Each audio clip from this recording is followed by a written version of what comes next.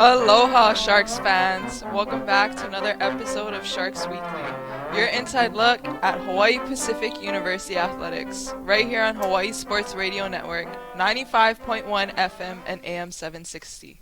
We're broadcasting live from HPU Esports Arena, powered by DSE Hawaii, and today we're hitting the course with HPU Cross Country. Now, if you think cross country is just about running, think again. This team has grit, growth, and a whole lot of passion for what they do. And today we're digging into what drives them. We're talking about what got them into the sport, why they chose distance running, what made HPU the right fit for them, and we'll also take a look back at an incredible fall season. 15 out of our 16 athletes ran personal bests. That's wild. Joining me today is head coach Kevin Schwarz, runner Tyler Stoker, and runner Acosta Figueredo. And we're getting right into it. Big shout out to our in-studio producer, Paul Brett, keeping everything smooth behind the scenes. How are you doing today, Paul? I'm doing well, excited, and if our pre-show chat with these guys taught us anything, I think we're in for another exciting show, another, at the very least, entertaining show. I'll use that word, I think. Very entertaining today. And hey, if you guys have any questions, please feel free to text them in at 808-888-5481, and we'll get to as many as we can throughout the show. So let's get right into it. What got both of you guys into cross country? That's a really great question. I actually went through quite a few other sports growing up. I didn't start running until 8th grade, I think. So I did the typical, my parents are going to put me in soccer when I'm 6. And I did t-ball, and I did basketball, and I did football and lacrosse, and we tried kung fu even. And I just didn't, nothing stuck. I did, a season of everything and was like, I don't know, it's not really my thing. But they kept pushing, and eventually threw me into cross country, and I was like, well, I'm good at this. I like the people. I don't completely hate running. And yeah, I can go out and run 4, 5, 6 miles and enjoy my time. So to me, it just made sense to keep running. And that's totally important. I give you props for that. I am not a runner. You cannot pay me to run a mile, let alone 8 or 6K. Right, understandably so. Most people are in that same boat. What about you, Issa? Well, I I did a bunch of sports similar to Tyler. I did basketball, soccer, speed skating, ballet, horseback riding. I did all of them competitively to a degree. But I was currently a gymnast. It was COVID. All gyms were closed, and I thought I was going to lose my mind because I was at home. But they were like, you can go around the neighborhood. So I was like, I don't know what else to do. So my uncle, he's a marathon runner. He was like, try running. So I'm like, sure. So I start running, and I low-key enjoy it. So I'm like, pretty nice. I like this. He gives me this new pair of Asics. I'm like, this is going to be my fuel to start running. So I start running every day, and then it just becomes my thing next to gymnastics. Then I come out here for my freshman year, and I was like, just running for fun, whatever. Then someone just randomly, people that I meet outside, he was like, doesn't your school have a team? I'm like, sure, I'll try it. Sophomore year I joined, and I really enjoy it, so it's pretty fun. Well, and then you got two totally separate spectrums, gymnastics, right, and running. Yeah. To a degree, they're very different, but at the end of the day, it's really enjoyable because you get both sides of the very explosive and agile sport, and the one that's long distance, and it takes a lot of mental power to just keep going. To a degree, you're just I cannot do this anymore. I need to stop it. Mentally, you become tougher. And Coach, let's talk a little bit about why you got into cross country, how it started for you. Oh man, that was a very long time ago. For me, I started running to get in shape for soccer.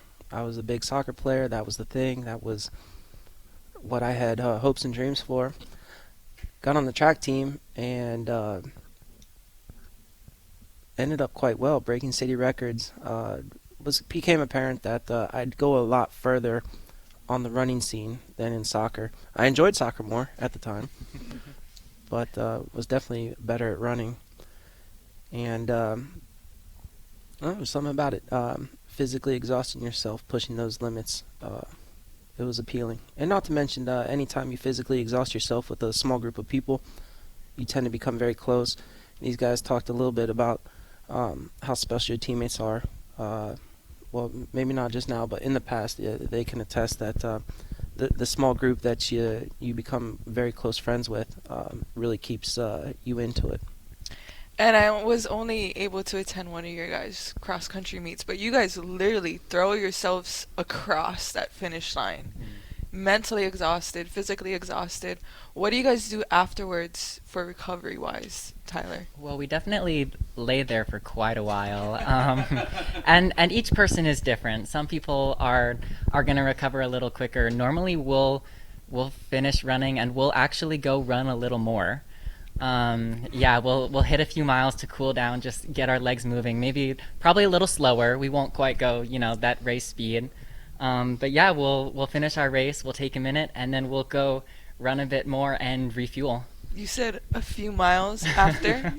Okay. A few, like 1 to 2, maybe 3. It depends on what we need to hit. Oh boy, that's way too much running for me. But anyway, what about you, Isa? Is there anything specific you do afterwards? I think about why am I doing this first time. Like I reached the finish line. I'm like, oh my god, that was crazy. I lay there for a bit. I'm like recovering my mental like strength to like stand up and do something else.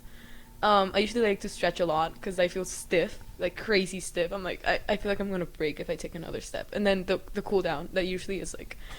That mile is the worst mile you ever do, but at the same time it's really nice because you talk to your team. It's like, oh my god, that was so cool. Like, do you see that girl? Like, that was nice. And like, the hill killed me. Stuff like that. It's really fun because you just like come back from that like death. I'm so glad Issa mentioned that. Let's be honest. The first thing you guys think is, I'm never doing that again. That was so dumb. Why would I put myself through this? It was awful. Normally I don't wait till the end of the race to hit that point. That's about mile 1 when we're getting through. Mm-hmm. Well, at least you're being honest here. The halfway point, you're like. So I know in the past you guys jumped into the ocean after. Is that still a thing that you guys do, or? Occasionally. It's nice when we race on island and we have that easy access. Like, why not? Yeah. Sometimes you won't, just because you'll get down to the beach and be like, I don't think, if I got in the water, I think I would drown. And I just don't think that my body could take that. But it's also really nice and rejuvenating to go and just take a minute and just be in the ocean and like be refreshed. That's fair. And then what about pre-meet? Is there any special meals that you guys eat before? Because you don't want to be eating a huge meal right before an 8K run, right? Actually, funny you mentioned that because it's usually pasta and it's usually like recommended for you to eat like so you carb load the night before so next morning you're like quick and like ready to go, so you store those carbohydrates in your muscles and like as glycogen for the next day to just like start going. It's usually recommended to eat like any kind of carbs. It's either rice, pasta, or some thing related to it. It's usually early, so it's earlier in the day and then you go to bed and like just wake up early in the next morning, eat something small, and then go to the race. Is there any specific meal that you guys love to eat before any? No, just pasta. Pasta, rice. Just a lot of pasta. Yeah, I would say so. It's more for the vibes of everyone getting ready and like the group setting of we have a race tomorrow. And Do you guys eat breakfast the day of? Not normally. Not really. Mm-mm. I never did. No, just like something small, maybe like a bar. And too go much for it. worry about throwing up while you're running if you eat that morning. Yeah, that would definitely be my worry I as do well. have this fun little routine talking about like what we're eating before. I don't think Kevin knows about this. It's not bad. I started doing this thing in high school where I would drink pink water before I raced. So like the day of or the day before, just to like mentally, I don't know, I read this thing about it and I was like, that's cool, I'm gonna try that. And I tried it and I've convinced myself that it works, that it makes me faster. So I do have that as a little like special unique thing that I do. Where do you get pink water from? Yeah, I just dye water with red food dye. Oh. It's literally it is just water with red food dye. It's just Sounds pink water. scientific. Whatever works. But I have convinced myself it works. It's the placebo effect. Yeah. Nice. And I guess my next question for all of you guys, you're from Columbia, Isa. Yeah. Idaho and Cincinnati coach, right? what brought you guys to HPU and why? Tyler, we can start with you. Okay. Well, I came out here, really the reason I'm out here is for my major. I'm a marine bio major. Not a lot of opportunity in a landlocked state. So after 18 years there in Idaho, I was pretty ready to leave. Understandably so. But I came out here, I visited before I had committed and was like, Hawaii's amazing. I love it out here. I feel at home. And they have cross country, so I can do everything I want. Right. What about you, Issa? At school, it was actually a funny coincidence that you mentioned that. I was applying to a lot of schools, mostly closer to Columbia because pretty far away, like the 10,000 kilometers distance-wise. I was applying Florida, Tampa, blah, blah, blah. The thing is that at the time, it was just out of COVID. There was only one thing for SATs, and eventually HP was the only one that didn't require me an SAT, and then they were like, "You're accepted." I'm like, "Sweet." And they're like, "Here you have a scholarship." I'm like, "Sweet, I'm going." It was just, went for it. Well, we're happy to have you. Yeah. Glad you're here. We're going to take a quick commercial break, and when we come back, we'll ask you, Coach, why HPU? Hawaii Pacific University Athletics is sponsored by Giovanni Pastrami. Giovanni Pastrami, Waikiki's premium sports bar. Stick around, we're just getting warmed up with HPU Cross Country right here on Hawaii Sports Radio Network, 95.1 FM and AM 760. You're listening to Sharks Weekly on the Hawaii Sports Radio Network's 95.1 FM and AM 760. Welcome back to Sharks Weekly on Hawaii Sports Radio Network, 95.1 FM and AM 760. Coach, I wanted to come back to you. We didn't get this question into you. Why HPU? I originally came out to Hawaii for Navy service. Not a bad place to have to get told to come do your job, right? After I fulfilled my obligations, I became a graduate assistant here at HPU. Fell into that opportunity. Loved it. And then here we are several years later. Was able to acquire the head coach job. I think I'm the luckiest guy in the world to have the job that I do. I can't think of anything better. I enjoy it every day. And to go further into it, we're the Sharks. What better mascot could you think of than the Sharks? We had a discussion at practice sometimes. If there was a huge mascot fight, we said the Shark would win. Agree?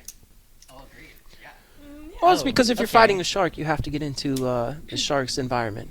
I mean, a gator is pretty scary, too. A gator, that's part of it, but I think we're winning. Yeah. we're winning. I would say so, yeah. I think that's another appeal of I've HPU. never thought of that. That's such a unique, a unique thought vein, but I love that.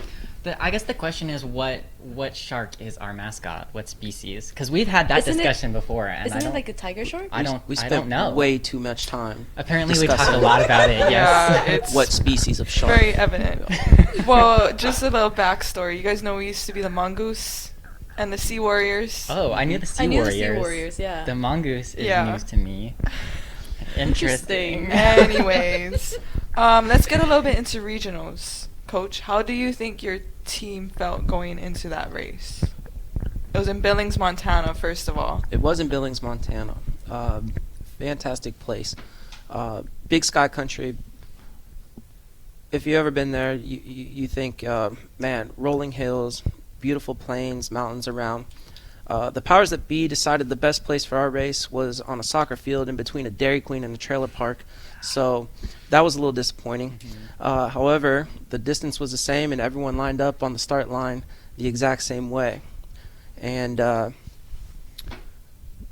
proud of our team and how we did. We had a few PRs coming out of that race. But the regional meet was something that we have not been to for a very long time on the women's side. I'm happy we got to attend. It's a big time. That's the championship meet. It's the NCAAs. That's the first step that you need to go to attend in order to move on.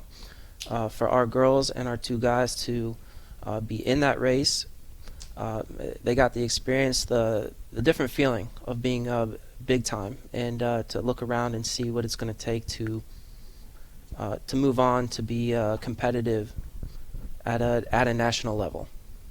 Right, and I totally agree with you. It's important to see where we are up against other schools and other runners as well, right? So getting that experience, Issa, how was that for you? How was your mentality going into it? Well, for this race, it was a little tough initially because we're coming out of a sixth season. Not in the sense of like physically tough, but a lot of people were sick at this time. Not everyone was in the best condition to go run. It was also like a lot of setbacks that happened right before the race, so not everyone was in a great mental condition. But on my end, I think it was like a breakthrough through just a mental barrier that I had for myself. I was not feeling great after the race, but even though I didn't PR for like 10 seconds or 12, it felt like the best race ever. It was pretty cold. I'm very sensitive to cold. It was quite cold. And it was just a little too cold for me, but I really did enjoy it. It was a great race. I felt amazing. It was nice to see the island people too, because Hilo and Chaminade were there, so we're pretty close to them considering we're the only teams from the two schools. It's a pretty nice experience. I really did like it. What about for you, Tyler? It was definitely an experience for me. It had been my goal for the 3 whole years that I was here at HPU to make it out to regionals. The school that hosts Billings, Montana every other year, it alternates. So it's Billings and then it's in Oregon every other year. But the school that hosts is actually where my twin sister attends. So for 3 years, it's been my goal to make it out there. And unfortunately, I finally make it to regionals. And she was, in fact, back home for a semester. Yeah, she had some injury stuff and went home for surgery and treatment and recovery. And then the flight all got screwed up on her way back. And so she unfortunately wasn't able to make it out there for my race. But it still was an amazing experience and such a gift to be able to go out to regionals, not only for us, but for our program, because going into it or coming out of it, like Issa was saying, other Hawaii schools are going out there, so they've kind of got that step up above us when we're not going, as far as like recruiting goes. If people are looking, oh, these schools go to regionals, like that's an extra big name race that I would get to go to if I go out there and run. Being able to go out and compete against those Hawaii schools and have that and say, yeah, we go to regionals, we're big name, we're cool, I think helps just with bringing people in. Definitely. And how was the elevation? Was it, I know runners and elevation, it can kind of be, was it any higher than it is here? Because Hawaii's pretty... Yeah, we're quite low. It was a noticeable difference for sure. Between that and the cold, the lungs were not happy. And I know, like, coming from Idaho, we've got some elevation there, so I wasn't, like, thrown completely into it. But we have, a lot of people from California. We have people, I guess Troy's gone now, but people from the island that aren't used to that elevation, and that makes a huge difference when you're competing. I'll speak to some of the challenges that Issa mentioned along with Tyler. It was the complete, Issa's mentioned she was nervous going in. The team was a little sick and beat up. However, their body of work throughout the year really allowed them to be better than they thought they would be during that race. She mentioned, nervous going in, wasn't sure how we do. However, the training that they had behind them, the trust that they had in their training, allowed them to be surprised at the end at that, oh man, this we did a lot better than kind of how I thought we would be. And what did those practices look like for you guys leading up to regionals, Coach? Regionals, we only took 6 and 2. So again, it's my job to make those hard decisions. We weren't ready on the guys' side to bring the entire team. On the women's side, 6 were what we took out there. It's at the point of the year where the weather turns, where people are a little fragile due to the buildup of the long season. So really, communication is something that we're so good at, and we are especially good at the end of the year. They told me how they felt. We responded. We communicated with each other and adjusted accordingly. We spent some time in the water. We spent some time making sure our mileage was on point. Not too much, not too little, but just right so we could peak out and be at our best when the time was biggest. Yeah, and it sounds like you are giving them that support so they can be successful, and that's super important coming from a coach. That's my job, to get these guys to be the best that they can be. Yeah. And it's great having a coach who will communicate with you and listen, because when you're like, hey, I'm having these problems, I have this injury building up, and your coach isn't readjusting things to make sure that you're not continuing to develop those problems, you're going to develop injuries, you're going to be out for the season. So having that communication with Kevin and being able to be like, hey, is it okay if I swim today for my workout instead? And him be like, yeah, cool, like get the work in, but we're going to adjust so that we can make it through what we need to get through is monumental. And how has that been for you, Isa, the support from... I definitely do agree. You couldn't have said it better. When you have like an injury or something that's setting you back, that communication between coach and athlete, it's vital. Because when the coaches don't listen, it usually leads to like more injury or simply like a burnout from the athlete. And it's really hard to see someone who has a lot of potential, but because of the lack of communication, it just doesn't happen. And I'm glad to see that a lot of people here have been peaking, especially people who are like transfers or who just were coming from a not great season. To just see them peak at this time, it's very comforting and rewarding. And let's go back. You had mentioned 15 of your athletes had PRs. When did you start seeing that success for them? Was it in the middle, towards the end? I would say in the middle. When we all gathered together in August is the first time we as a team and me as a coach got to be together. And it started from there. Getting to know the athletes, allowing them to know who I am. I would say about halfway through the season is when things really started clicking for us. We had to get some miles underneath of us and some time together to know each other. I will say I am very proud of the fact we had one guy who got hurt at the conference race, but besides that, bumps and bruises, we didn't have any other season-ending injuries through the team, which is important. We always say we can't win the race if we're not at the start line. So getting these guys to the start line is a big priority for me.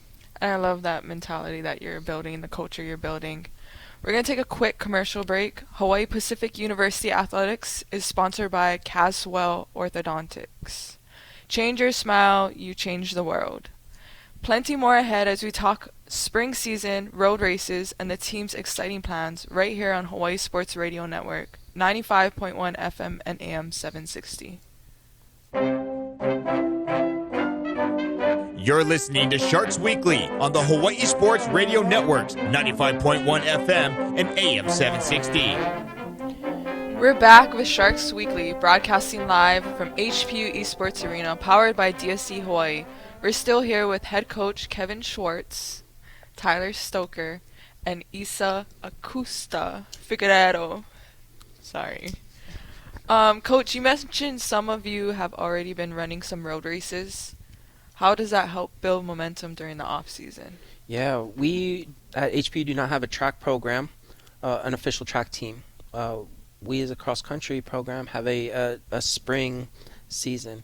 And of course we practice however many hours a week that we're allowed to. And to supplement what we do, the athletes participate in road races on island of varying distances that appeal to them, that suit them. And it keeps things fresh, keeps things interesting. Anytime you have a competition in front of you, it's something to strive for, something to work towards.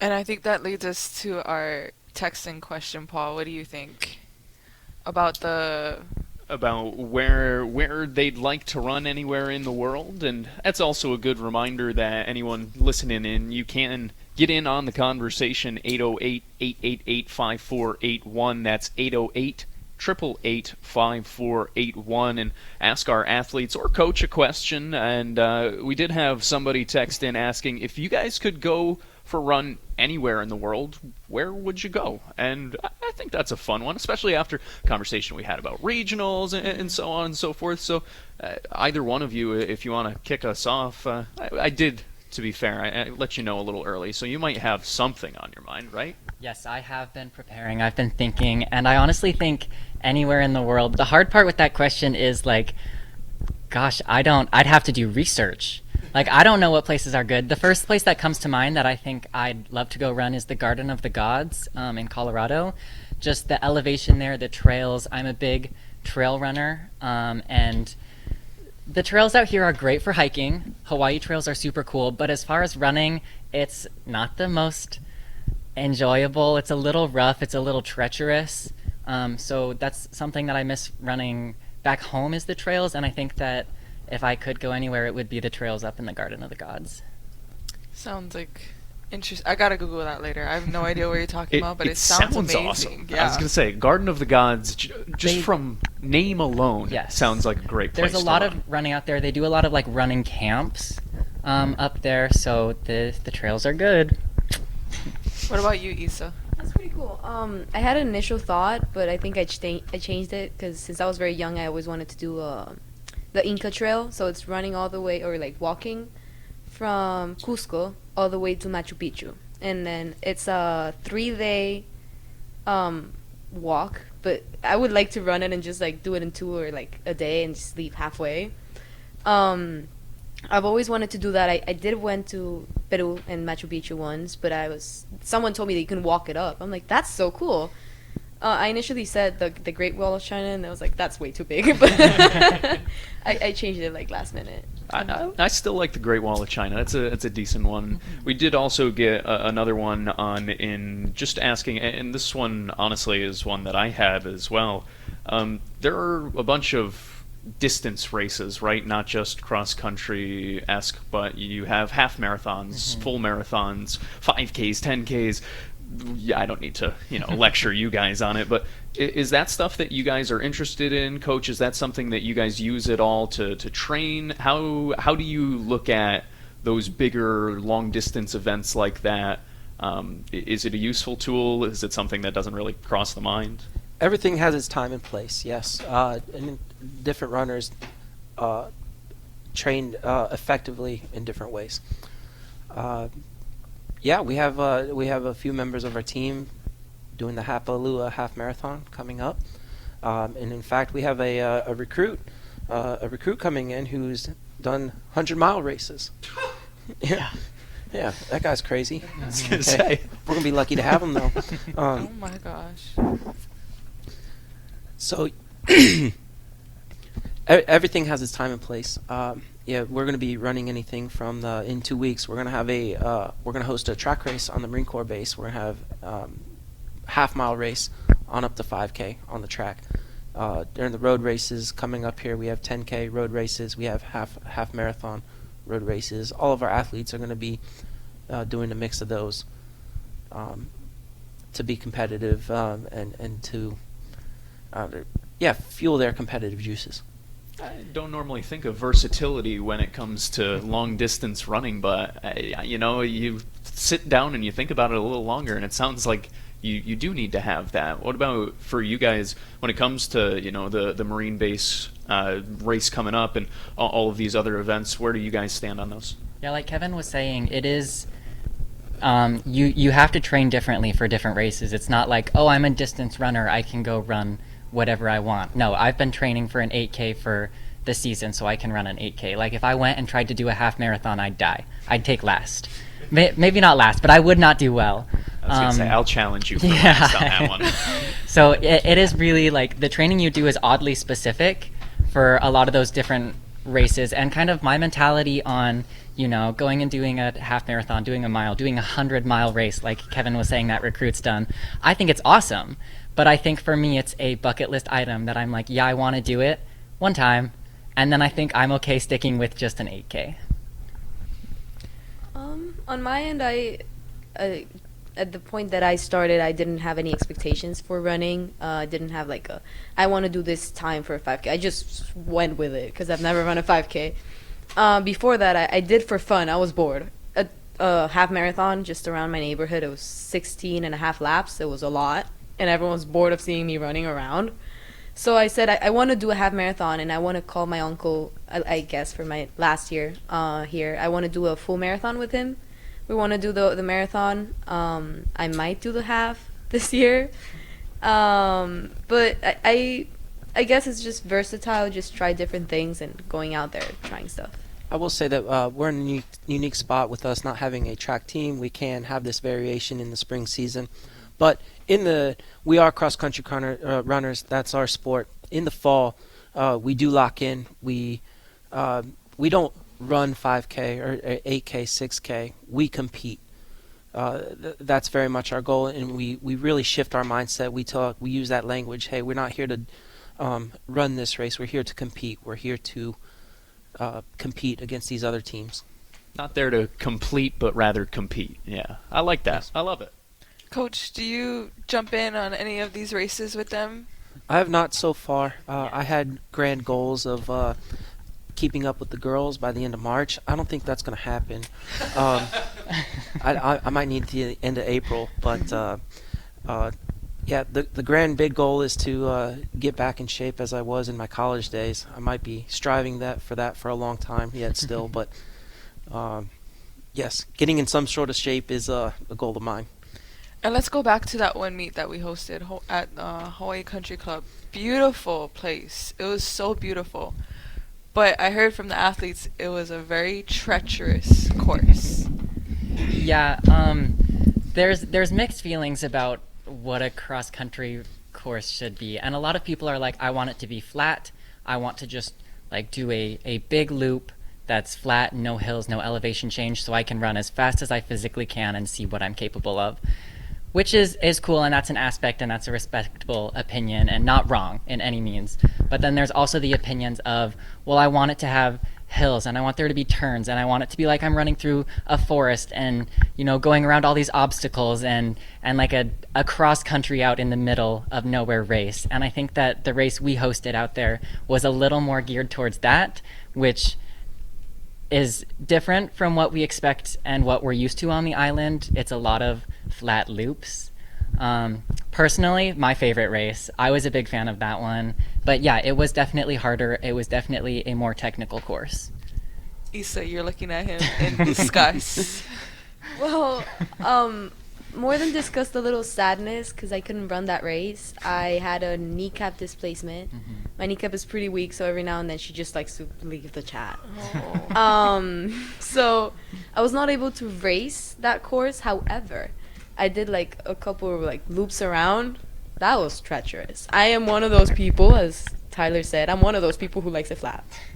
I think my favorite race ever was Hilo because it was like cool enough that you have like shade and trees, but it's pretty flat overall. Mm-hmm.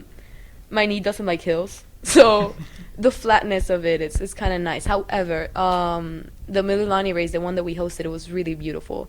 The side of the sunrise on the Yes. on the island, it was a beautiful sighting because we were there so early. But it was a beautiful race. I know a lot of people did enjoy that race, and I know we are going to have a lot of happy people this upcoming year, when we host that race for Pac West. Oh, we're hosting that. Is that where Pac West is going to be this year? Absolutely. And if I can speak to that, yes, the cross-country races in general have wrongfully, in my opinion, shifted to looped, flat, basically taking a track and putting it on grass. That's not cross-country. Ours is quite the departure from that mindset. The course that we have has ups, downs. It's this way, that way, undulating terrain. It is going to be quite the surprise for when these mainland teams come to our neighborhood for the Pac West Conference this October. It's going to be quite a different race for them than what they're used to. I can't wait. Yeah, you might have a couple people mad at you, a couple schools mad at you. They can be mad. They can also be sore after the race because they're not used to it. They will be quite It will be sore. Mm-hmm. Yep. We're going to take a quick commercial break. Hawaii Pacific University Athletics is sponsored by Hula Grill. Take in a fiery sunset while savoring the vibrant flavors of the island. Final lap coming up, recruiting, summer training, and what the fall looks like for HPU cross country right here on Hawaii Sports Radio Network, 95.1 FM and AM 760.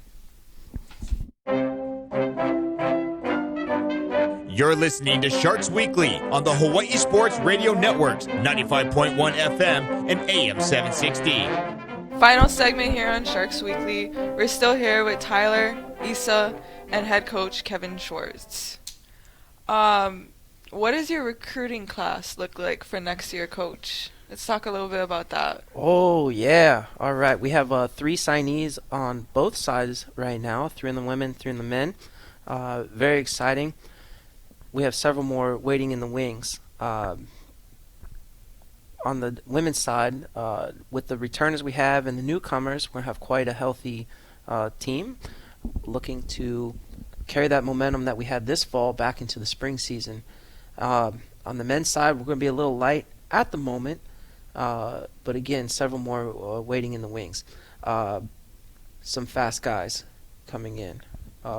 Rising tide brings up all the ships. Is that the quote? Did I say it right? I don't Yeah. know. What I'm trying to say is, Sounds cool. yeah, we have some good people coming in Mhm. that are really going to add to the culture of what we have going. It's always exciting. And let's go to Tyler and Isa. Tyler, you're graduating. I am. You're graduating early. Super impressive, by the way. You're graduating you. early, right? Let's talk a Mhm. little bit about that, and then maybe something that you can give advice to freshmen that are entering into college, Wow. cross country, and HPU. Yeah, I am graduating a year early, and really, like, more than anything, financially, it's a great decision for me, but more than anything, it makes me sad. Like, I love this team. I love, even outside of cross country, my classes. I love my professors. I love the other students here. So I feel like, I'm missing out on another year of that, but it is the best decision for me. I think going into it, gosh, what would I say to freshmen? Go to your classes.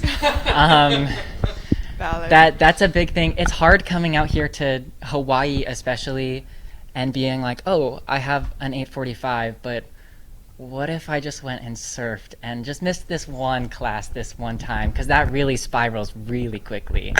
So I guess that's my biggest advice to any incoming freshmen, not only here, but just in general in college. Like, that's the best way to learn. Go to your classes, you'll absorb the knowledge, and you can't substitute that by just looking through the notes.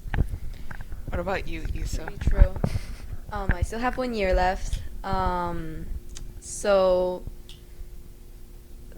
you're saying advice, right? Yeah, what is a small, maybe, advice you would give to freshmen that are coming in? Keep an open mind. I came here when I was 17, so I was really still a minor. It's a big experience. I would say just keep an open mind. Make sure to have fun. Don't overdo anything. If you're doing sports, don't overdo the sports. Or if you're doing classes, just don't let yourself get consumed, because time will go by really quickly, and you will not realize when it's time for you to graduate already. I have 1 year, and I cannot believe it's 1 year left. I see a lot of my friends that are graduating now. I'm like, how are you guys doing that? I'm gonna miss you all so much. And it's really hard to see how quickly time flies, but it's comforting to know that you have done so much in those years. So my advice would be keep an open mind, don't overdo anything, and make sure to have fun. And what's the biggest cultural difference? You're from Colombia. What has, coming all the way to Hawaii, what has been the big cultural difference for you?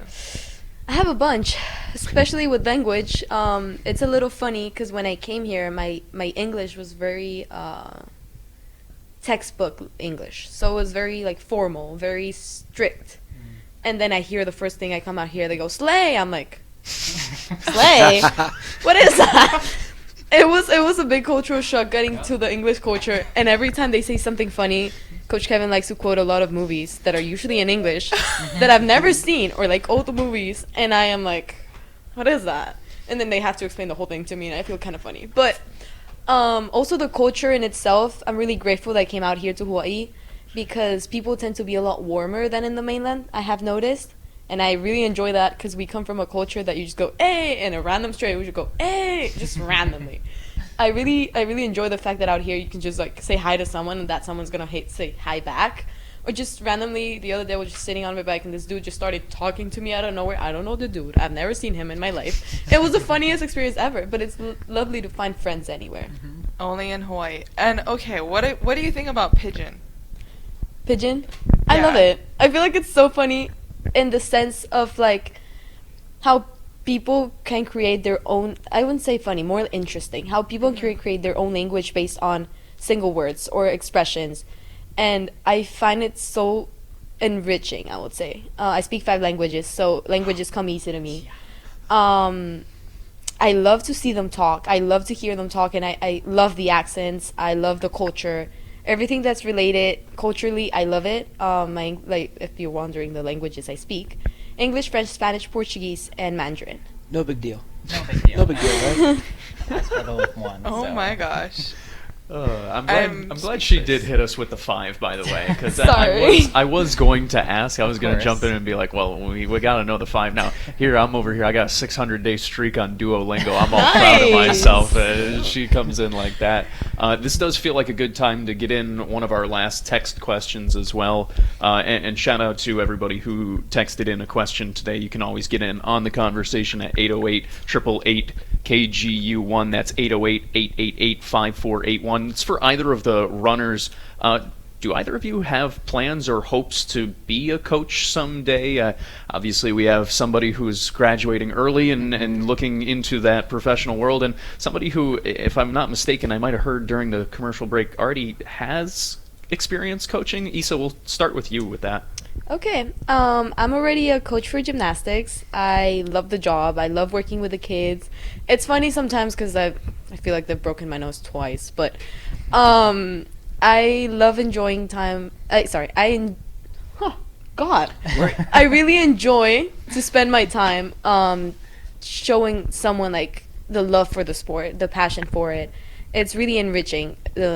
Just one day that for me, it's when they get a skill and they're all so happy about it.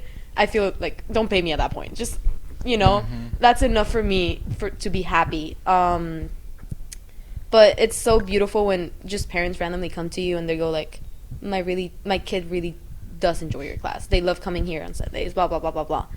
It's a beautiful experience for you to get that like payback, if you can call it that, Definitely. of all the time and passion you put into the kid or the person coaching. So yeah, I would say it's a very beautiful experience to have with other people. Yeah, I don't have that same experience yet. The closest I've got, I go to this running camp in the summer where I work, but we'll have these events where we'll break up the athletes that are there into these little teams, and our mentors that are there, so me and the other college athletes, will like take them on as their little athletes and be the coach. And I hadn't before that point really been super, I want to coach. Like, it was a thought I had had a few times, but I wasn't super dedicated to it. And after that, I was like, wow, the pride I get from these kids doing good, and I'm so excited for them, and I'm like these are like my children now. For one day, all I had to do was spend one day with them, working with them. That really cemented it. So my high school coach had told me if I ever come back to Idaho and I ever wanted to coach, like, I've got a position there at my high school for cross country. And I do think I'm going to call him out on that when I head back after I graduate here. Love that. I love that you guys are giving back. Coach, before we close things out, any athletes that you want to shout out who's been doing some cool things outside of running, maybe academics, research? Absolutely. Our team is filled with student athletes who are doing great things. We have 2 outside the country right now. Darlene is with Semester at Sea. She's going around the world. She sent me postcards from the foreign countries. I love getting those in the mail. Our captain, Maya, is in New Zealand. She's on a 4-day field trip heading into this weekend doing research. I get the messages from her that she's loving it. So shout out to Maya as well. New Zealand, damn. And let's talk a little bit about your guys' summer workouts. How is that looking? First things first, we're going to get through our spring. We have a few track races, a few road races that are on our calendars. We're going to take a little break appropriately, reset before heading into summer training. Summer training is, it's going to be appropriately tough, appropriately good in preparation for what we're trying to do this fall. Yeah, summer training is personally my favorite. It's a lot of base mile building, and you won't, like during the season, you don't get to go just run, 9 miles every day. So I'm personally big fan of summer training. Sounds like you guys got a lot going for you guys. And that's a wrap on today's Sharks Weekly. Huge thanks to our cross-country team for joining us and sharing their journey on and off the course. You've been listening to Sharks Weekly, broadcasting live from HPU Esports Arena, powered by DSC Hawaii, right here on Hawaii Sports Radio Network, 95.1 FM and AM 760. Catch you next time.